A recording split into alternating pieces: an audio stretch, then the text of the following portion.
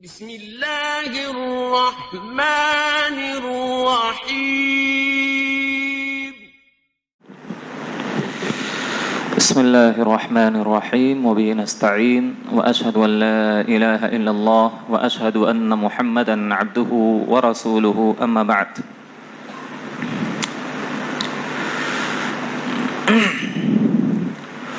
محترم حاضرین،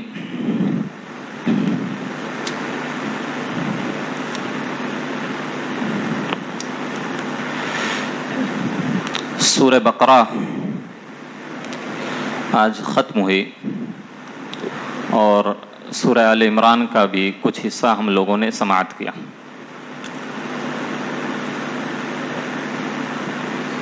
کل کے درس میں سورہ بقرہ کے متعلق چند معلومات آپ کے سامنے رکھی گئی تھیں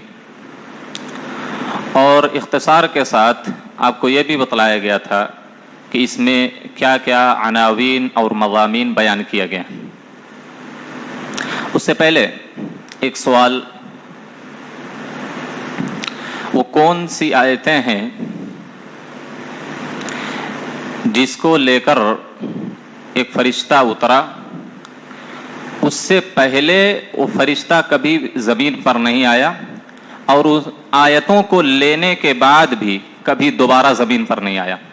یعنی صرف وہی آیتیں لے کر اللہ رب العالمین نے اس فرشتے کو بھیجا، اس سے پہلے نہ وہ زمین پر آیا تھا نہ اس کے بعد کبھی آیا. وہ کون سی آیتیں ہیں جی؟ آیتیں، سورہ نہیں میں نے پوچھی ہے، آیتیں.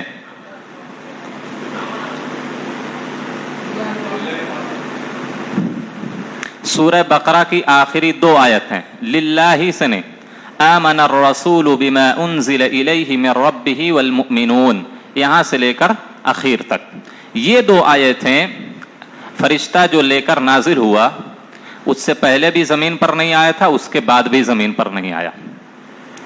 اور کون سی وہ سورہ ہے جس کو فرشتہ لے کر نازل ہوا اس سے پہلے اور اس کے بعد پھر نہیں آیا؟ سورۃ الفاتحہ.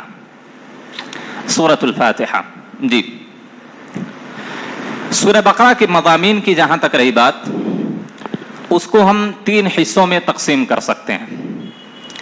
پہلے حصے میں اللہ رب العالمین نے اس زمین کا خلیفہ اور اللہ کا جانشین کون ہو، کیوں ہو، اور پوری دنیا کی امامت کا منصب کس کو سنبھالنا چاہیے، اس کے متعلق اللہ رب العالمین نے بیان کیا. اور اللہ رب العالمین نے اس چیز کی بھی وضاحت کی کہ اس دنیا کے پہلے خلیفہ آدم علیہ السلام ہوئے، اس کے بعد یہ سلسلہ ان کی اولاد سے چلتا رہا. بعد میں ابراہیم علیہ السلام کی نسل سے یہ سلسلہ چلا، یعنی وہ پوری دنیا کی امامت ابراہیم علیہ السلام یا ان کی نسل کر رہی تھی. اس کے بعد یہ سلسلہ بنی اسرائیل تک آیا، لیکن جب بنی اسرائیل نے اللہ رب العالمین کے حکم کی خلاف ورزی کی، اللہ کی نافرمانیاں کرتے رہے، اللہ رب العالمین نے یہ منصب ان سے چھین لیا. پھر آل ابراہیم کی دوسری شاخ بنی اسماعیل کو یہ منصب اور یہ امامت اور خلافت دے دی گئی، یعنی محمد عربی صلی اللہ علیہ وسلم اور ان کی امت کو. اس کا ذکر اللہ رب العالمین نے بہت تفصیل کے ساتھ کیا ہے. اس کے بعد قبلہ اول مسجد اقصی کے تعلق سے بھی اس میں کلام کیا گیا ہے کہ پہلے جس طرح یہودیوں کا، عیسائیوں کا، سب کا قبلہ مسجد اقصی تھا، مسلمانوں کا قبلہ بھی مسجد اقصی تھا. آپ 13 سال مکہ میں تھے، مسجد اقصی کی طرف رک کر کے نماز پڑھتے تھے. مدینہ ہجرت کر کے آئے تو 16 یا 17 مہینہ آپ صلی اللہ علیہ وسلم نے مسجد اقصی کی طرف رک کر کے نماز پڑھی. 16 یا 17 مہینے کے بعد قبلہ تبدیل ہو گیا. آپ صلی اللہ علیہ وسلم اس کے بعد مسجد حرام کی طرف رک کر کے نماز پڑھنے لگے.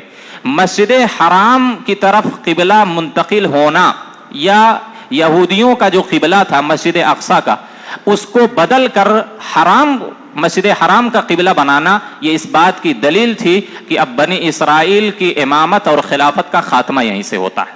اب خلافت اور امامت امت محمدیہ کے ہاتھ میں ہوگی. یہ ایک سب سے بڑی نشانی اللہ رب العالمین نے اس سورہ کے اندر بیان کی. اور قبلہ کسے کہتے ہیں؟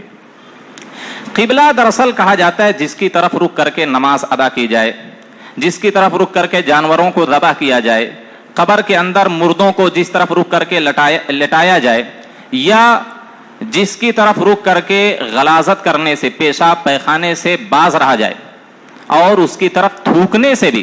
بہت سارے لوگ ہیں کہ راستے میں چل رہے ہیں، تھوکنے کی ضرورت ہوئی کسی بھی طرف تھوک دیتے ہیں. اب یہاں سے جا رہے ہیں سیدھا روڈ سے، کوئی آدمی تھوک رہا ہے تو اس کو یا تو دائیں تھوکنا چاہیے یا تو بائیں تھوکنا چاہیے. قبلے کی طرف تھوکنا منع ہے. آپ صلی اللہ علیہ وسلم نے کہا من تفل تجاہ القبلہ جاء تفلته وهو بین عینیہ، جو شخص قبلے کی سمت میں تھوکتا ہے کل قیامت کے دن اس کا تھوک اس کے پیشانیوں پر ہوگا، دونوں آنکھوں کے درمیان یہاں تھوک اس کا پڑا ہوگا. تو قبلے کی طرف تھوکنا بھی نہیں ہے، سمجھ رہے ہیں؟ قبلے کی طرف تھوکنا جائز نہیں. اور اس کے بعد تعمیر کعبہ کا واقعہ پورا تفصیل سے اللہ نے بیان کیا کہ ابراہیم اور ان کے بیٹے اسماعیل علیہ السلام نے مل کر کعبہ کو بنایا. لیکن کعبہ کو پہلے کس نے بنایا؟ قرآن و حدیث میں اس بات کی صراحت نہیں. بس اللہ نے جو بیان کیا کہ ابراہیم علیہ السلام نے بنایا، لیکن اس سے پہلے قبلہ موجود تھا، خانہ کعبہ اس سے پہلے بھی موجود تھا. کیونکہ ابراہیم علیہ السلام کو جو بنانے کا آرڈر دیا تھا اللہ نے، اس کی کچھ نشانیاں تھیں اور کچھ دیواریں تھیں، اس کی حدود تھی، اسی حدود پر ان کو بنانا تھا پھر سے. تو گویا کہ بعض لوگوں نے کہا سب سے پہلے فرشتوں نے بنایا، بعض لوگوں نے کہا آدم علیہ السلام نے بنایا، بعض لوگوں نے کچھ کہا، لیکن قرآن و حدیث میں اس بات کی صراحت نہیں. ابراہیم علیہ السلام کو خانہ کعبہ کا تعمیری کام آپ کو ہی سونپا گیا تھا اور آپ نے ہی بنایا. اس کے بعد یہ پہلے حصے میں یہ ساری چیزیں بیان کی گئیں. دوسرے حصے میں اللہ رب العالمین نے مسلم معاشرے اور اسلامی تہذیب سے تعلق رکھنے والے کچھ امور کا ذکر کیا.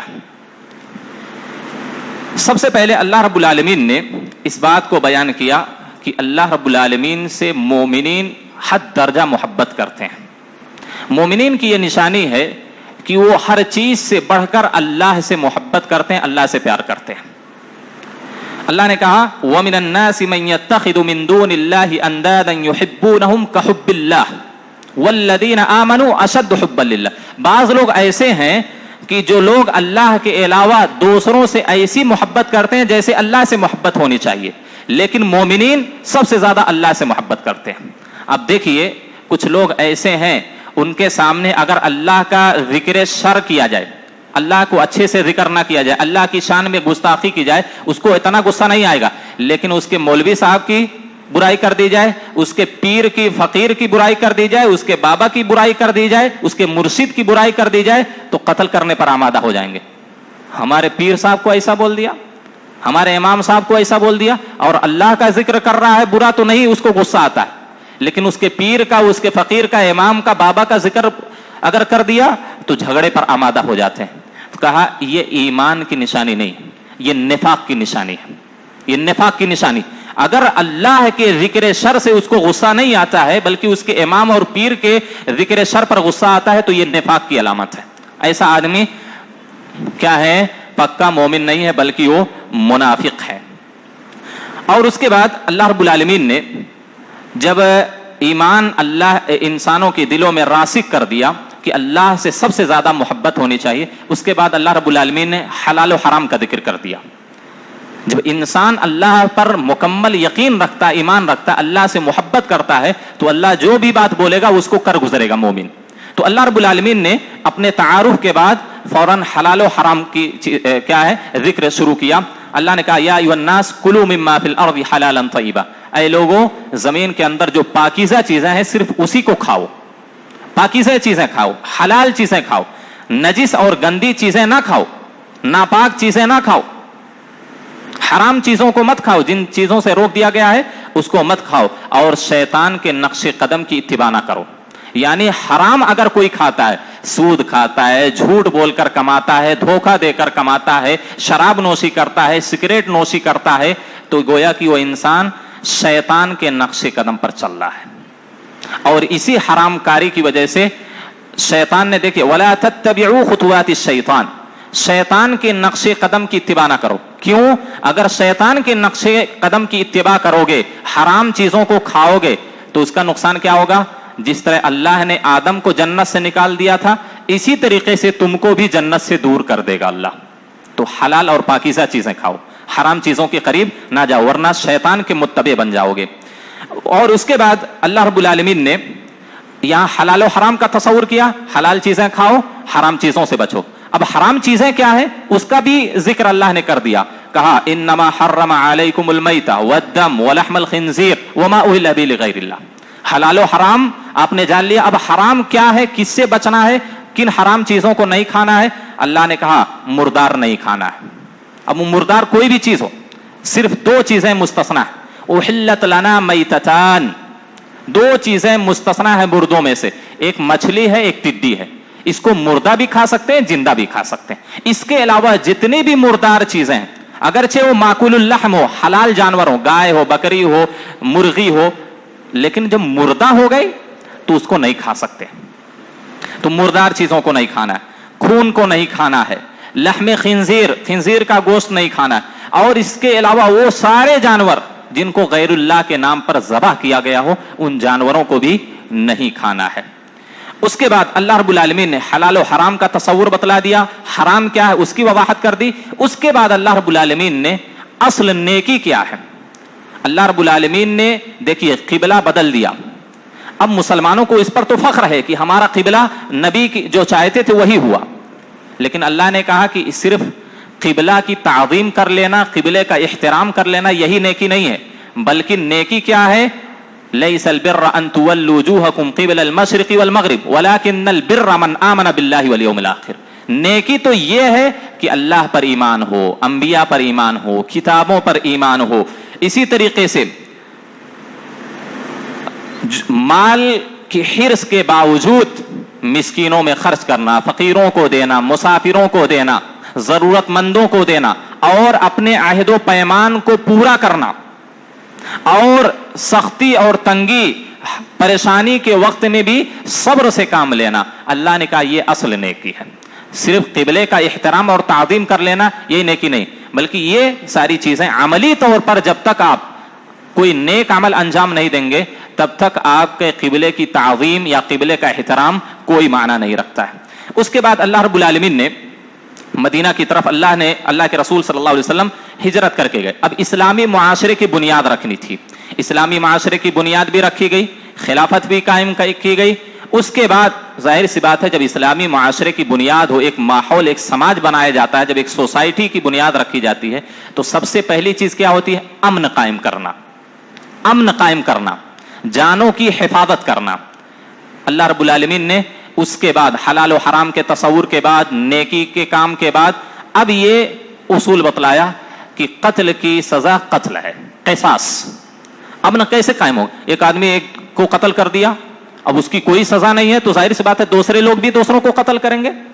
تو اللہ نے قتل کا قصاص لینے کا حکم نازل کر دیا. اگر کوئی انسان کسی انسان کو ناحق قتل کرتا ہے تو بدلے میں اس کو بھی قتل کر دیا جائے گا. یہ انسانی جانوں کی تحفظ کی بات ہے.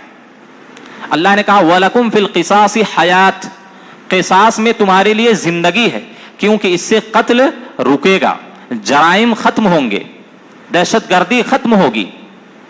تو وَلَكُمْ فِي الْقِصَاصِ حَيَاتٌ يَا أُولِي الْأَلْبَابِ. اس کے بعد اللہ رب العالمین نے رمضان کے روزے کی فرضیت کی ذکر کی, روزے کے بہت سارے مسائل کو ذکر کیا.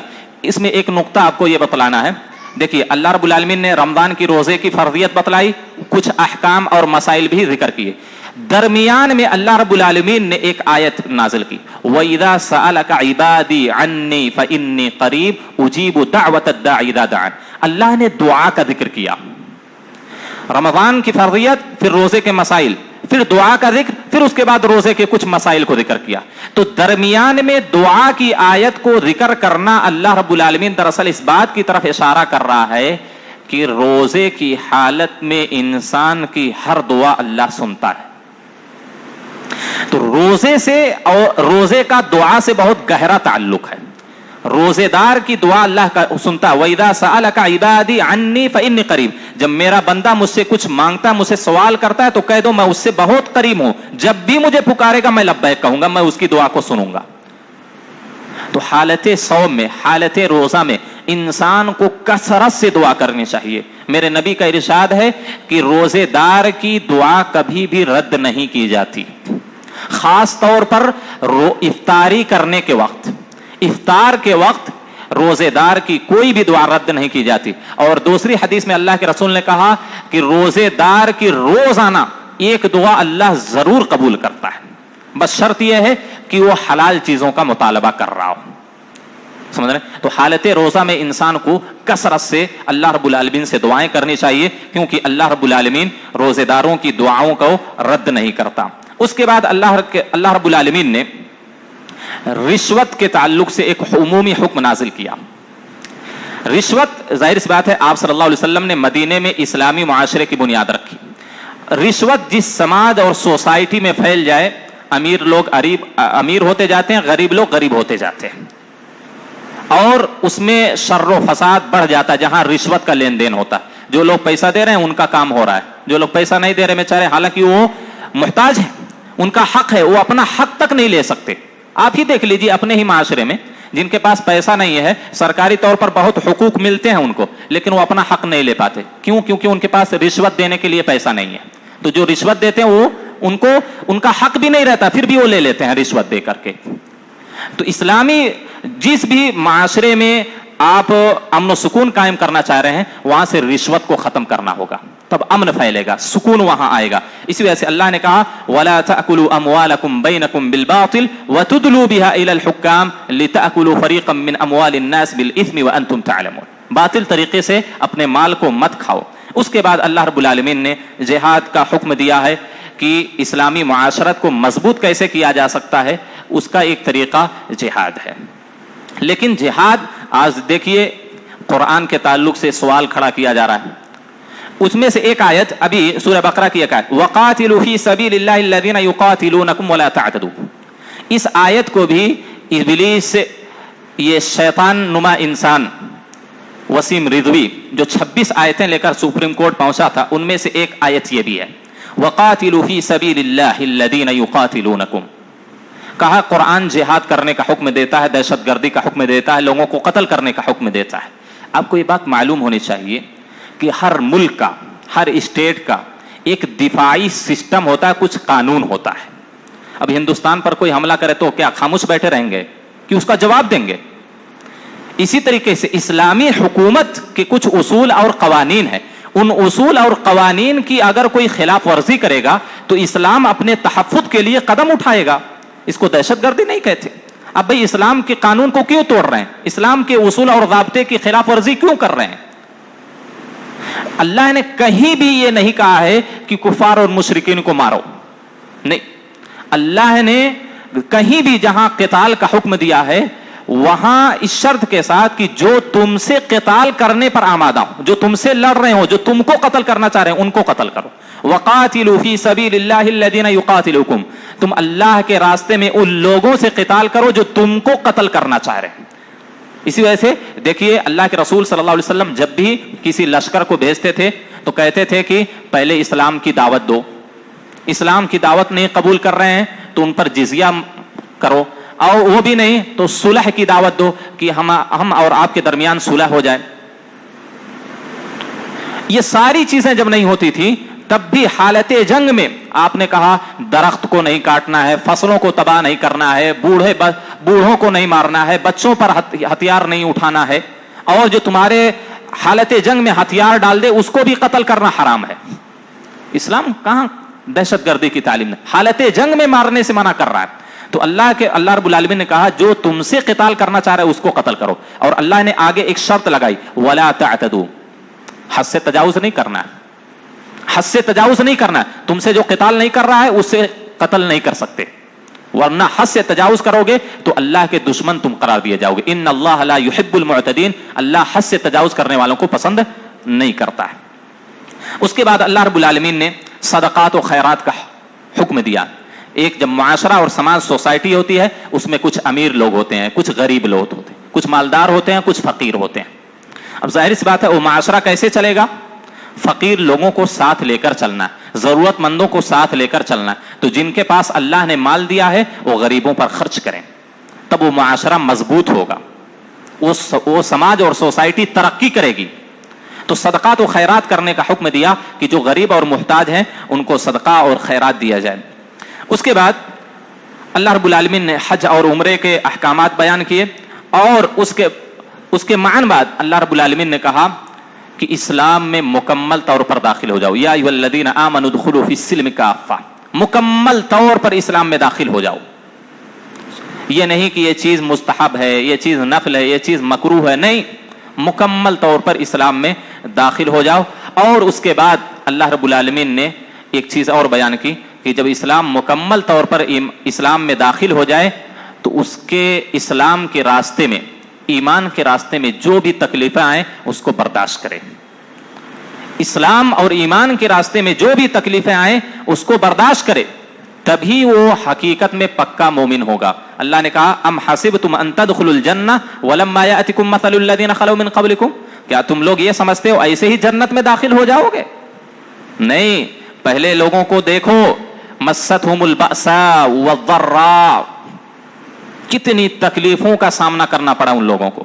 حضرت سمیہ کو دیکھ لو, کتنا سخت عذاب, ان کی دونوں ٹانگیں, ایک ٹانگ ایک اونٹ میں باندھ دی گئی, دوسری ٹانگ دوسرے اونٹ میں باندھ دی گئی, دونوں اونٹ کو یا دونوں گھوڑوں کو دونوں سمت دوڑا دیا گیا. حضرت سمیہ رضی اللہ تعالی عنہا کے 2 حصے ہو گئے ایسے. حضرت ان کے شوہر کو دیکھ لو,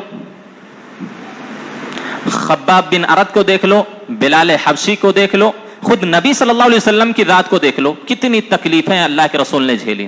صحابہ نے کتنی تکلیفیں برداشت کی ہیں اسلام کے راستے میں. یہ اسلام جو ہم تک پہنچا ہے ایسے ہی نہیں پہنچ گیا. صحابہ نے اپنے جان کی قربانی دی, اپنے مال کی قربانی دی, اپنے اولاد کی قربانی دی, اپنے وقت کی قربانی دی, تب جا کر کے اللہ رب العالمین نے کہا کہ یہ لوگ جنتی ہیں. تب جا کر اللہ نے کہا اللہ ان سے راضی ہوگا, یہ اللہ سے راضی ہو گئے.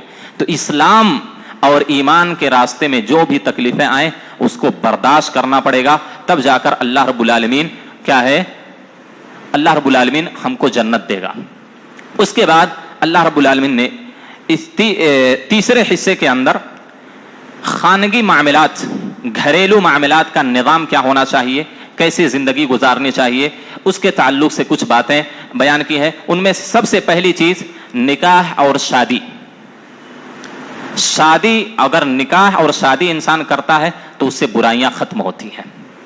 نکاح اور شادی اگر آدمی وقت پر نہیں کرے گا تو برائیاں جنم لیتی ہیں, زناکاری, بدکاری عام ہو جاتی ہے. لیکن اس کے لیے اللہ نے شرط لگائی کہ نکاح اور شادی کے لیے اولین شرط ایمان ہے. اگر کسی کو غیر مسلم لڑکی پسند آ جائے اس سے نکاح نہیں کر سکتا وہ, اگرچہ اس کو اچھی لگ رہی ہو, اس کے اخلاق و کردار اس کی نگاہ میں اچھے ہوں, لیکن پھر بھی ایمان اس کے پاس نہیں ہے تو اس سے نکاح کرنا حرام ہے. لیکن آپ دیکھیے کتنی عجیب بات ہے کہ کچھ مسلمان لڑکیاں غیر مسلم لڑکوں سے تعلق پیدا کر لیتی ہیں. شرم سے ڈوب جانا چاہیے ایسے گاؤں والوں کو, ایسے خاندان والوں کو, کہ ایک مسلم گھر کی لڑکی ایک غیر مسلم سے تعلق بنا لیتی ہے, اس کے ساتھ بھاگ جاتی ہے, اس کے ساتھ شادی کر لیتی ہے. حد درجہ گھٹیا چیز ہے یہ. اولین شرط اللہ نے ایمان رکھی ہے.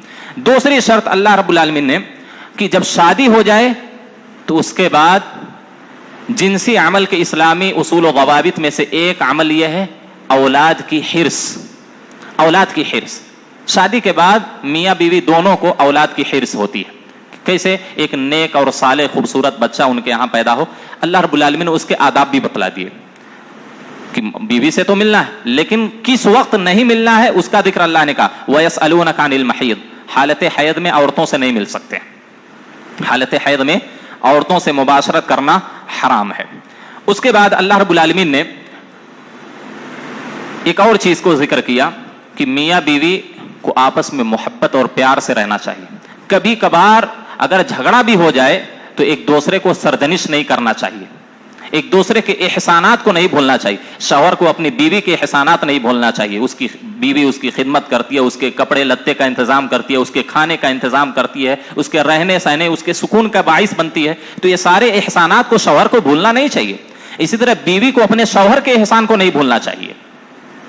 اگر کبھی کبھار جھگڑا ہو جائے تو اللہ رب العالمین نے کہا وَلَا تَنْسَأُوا الْفَضْلَ بَيْنَكُمْ إِنَّ اللَّهَ بِمَا تَعْمَلُونَ بَصِيرٌ. اللہ تم لوگوں کو دیکھ رہا ہے, کس کی زیادتی ہے, کون کس پر زیادتی کر رہا ہے, اللہ دیکھ رہا ہے. لہذا اللہ کی پکڑ سے بچو.